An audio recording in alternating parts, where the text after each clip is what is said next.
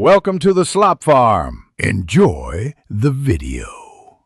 In this video, I will show you how to make easy tomato sauce.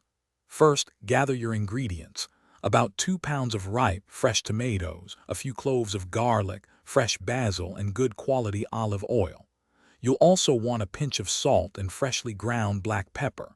Having everything ready makes the cooking process smooth and enjoyable. This simple list ensures a delicious, authentic flavor profile for your sauce. Next, let's prepare the tomatoes. Wash them thoroughly and remove the core.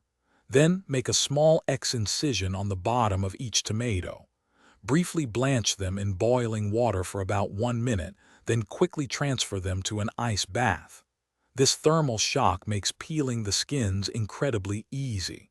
You can then roughly chop them, ready for the pot. Now it's time to cook.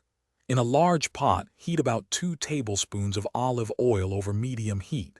Add your minced garlic and sauté until it's fragrant but not browned. Then, add the chopped tomatoes and a generous amount of fresh basil. Bring the mixture to a gentle simmer and let it cook for at least 30 minutes, stirring occasionally. Season with salt and pepper to your liking.